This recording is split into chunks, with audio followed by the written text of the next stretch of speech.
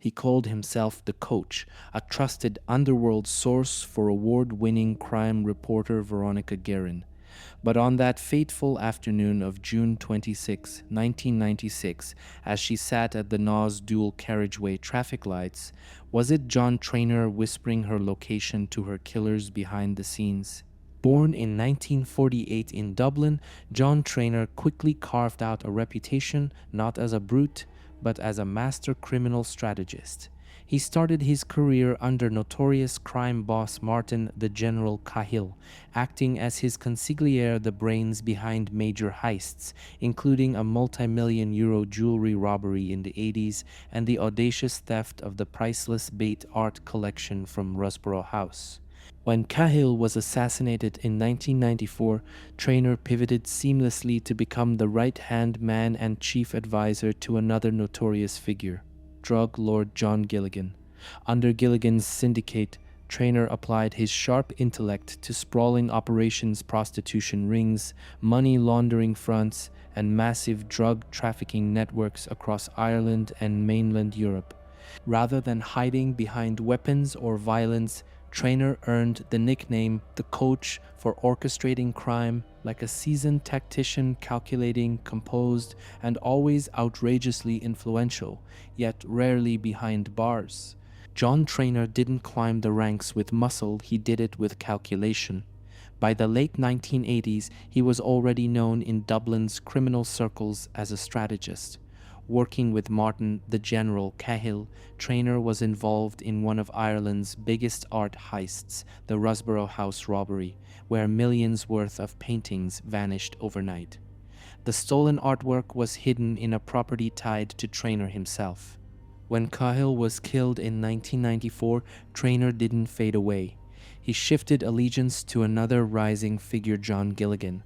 Under Gilligan's leadership, Traynor became the architect behind a sprawling empire. Drug shipments moving through Europe, illegal brothels, and complex money laundering schemes. In 1992, Traynor was convicted in the United Kingdom for his role in a massive bearer bond scam. Sentenced to 7 years, he was granted temporary leave and used it to disappear. He never returned to prison. That move alone showed how far ahead he played the game. Traynor wasn't the one pulling triggers, he was the one drawing the maps. Veronica Guerin was more than just a journalist. She was fearless, sharp, and determined to expose the men behind Dublin's drug epidemic. And in John Traynor, she believed she had a valuable source. He fed her names, addresses, whispered secrets from the shadows. He posed as a whistleblower, a guide, even a protector. But something shifted. In June of 1995, a masked gunman arrived at her home and shot her in the leg. Guerin survived, but the message was clear. Around the same time, Traynor claimed he'd been assaulted, beaten for cooperating with her. He even offered her safe houses in the Netherlands to lay low. But instead of protection, many believe he was buying time for others to plan. Then came June 26, 1996. Guerin, stopped at a traffic light in her red Opel Calibra, was shot 6 times. 2 men on a motorbike escaped. It was a surgical hit. Professional, cold. Traynor disappeared within hours. The man she had trusted, the one she called the Coach, was now the prime suspect in betrayal, and possibly more. Within hours of Veronica Guerin's assassination, John Traynor was gone. He slipped out of Ireland like a ghost, evading questioning, court orders, and public outrage. Over the next several years, he lived like a man without a country, drifting between the Netherlands, Spain, and Portugal under false names and forged documents. Interpol had him on their radar. Irish authorities issued warrants, but Traynor stayed one step ahead, always in motion.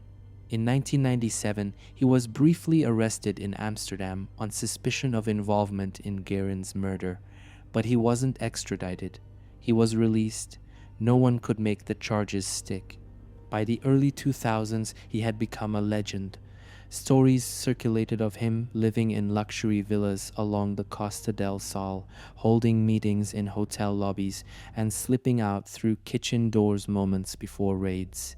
To many in law enforcement, he was the one who always got away, a man with powerful connections and an uncanny ability to vanish before the walls closed in. He didn't just outrun the law, he embarrassed it. As the dust settled after Veronica Guerin's murder, the Irish public wanted justice. John Gilligan was eventually arrested and convicted for drug trafficking, but when it came to the killing itself, questions refused to die. Who actually gave the order? Who set it in motion? Many fingers pointed toward Joan Traynor. John Gilligan later claimed that Traynor acted alone, that he arranged the murder without Gilligan's knowledge. It was a shocking twist. The idea that the man who once fed Veronica information might have also marked her for death. Traynor, of course, denied everything, but he never returned to Ireland to clear his name. He never faced trial. Despite repeated efforts by Irish authorities, Traynor was never charged with Guerin's murder. He lived in freedom while others served time. The bikers, the gunmen, the street-level enforcers, they were caught, but the man who may have orchestrated it all remained untouchable. Whether he gave the order or simply looked the other way, one thing was clear. Veronica Guerin was silenced and John Traynor vanished just in time. In 2010, after nearly 2 decades of evading justice, John Traynor was finally arrested again, this time in the Netherlands. He wasn't captured for murder or drug trafficking or his ties to Veronica Guerin's death.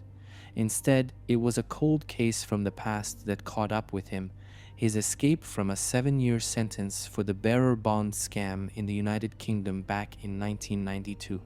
This time, there were no loopholes. He was extradited to the United Kingdom, where he served his remaining sentence in a British prison. The mastermind was finally behind bars, not for the crimes that made him infamous, but for the fraud that once let him slip away. He was older now, slower. Reports described him as a frail man with mounting health problems. His influence had faded.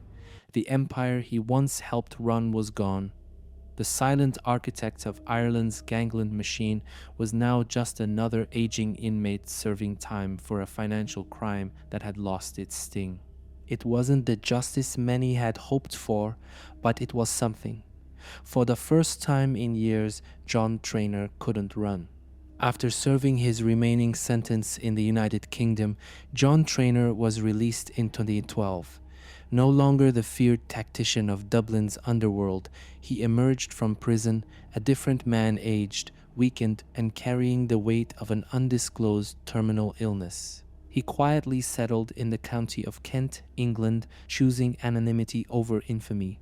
No interviews, no memoirs, no public statements. He lived his final years under a cloud of suspicion and silence, dodging the justice system just as he had for decades, but now dodging the public eye as well.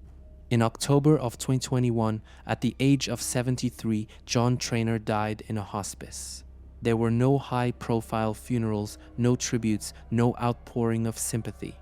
The man who once operated at the center of Ireland's most dangerous criminal web slipped out of the world as quietly as he had once disappeared from it. He died free. He died untouched. And to this day, his name still sparks the same question. How did he get away with everything? For decades, John Traynor symbolized everything broken about Ireland's war on organized crime. He was the man who always escaped, always vanished, always avoided the courtroom. To the public, he became more than a criminal, he became a myth. He didn't carry guns, he didn't shoot reporters, but the people who did, they followed his orders. They moved when he said move, and that's what made him so dangerous. He operated from the shadows, leaving others to face the spotlight and the prison bars. Even in death, the full truth about his role in Veronica Guerin's murder remains buried. No court ever held him accountable. No jury ever weighed the evidence. and that silence, intentional or not, only deepens the mystery. To some, he was just a manipulative middleman. To others, he was the true mastermind. But one thing everyone agrees on: John, the coach trainer, played the long game, and he played it better than anyone else. John Traynor's death in 2021 closed a chapter, but not the book. For the family of Veronica Guerin, there was no final trial, no cross-examination, no confessions, just silence and a grave that took the truth with it. Ireland's criminal landscape changed after Guerin's murder. Laws were rewritten, crime bosses were exposed, assets were seized. But the man who stood at the center of it all, the one who might have planned the journalist's execution, was never convicted, never charged, never even properly questioned. And that's what leaves a bitter aftertaste.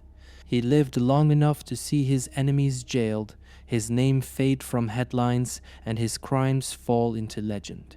But for those who knew what he'd done, who watched him manipulate, mislead, and disappear, his legacy isn't mystery. It's manipulation, control, cowardice. The question still hangs in the air: was he a puppet or the puppeteer? The answer may never come, because sometimes in the world of true crime, the most dangerous man is the one who never pulls the trigger.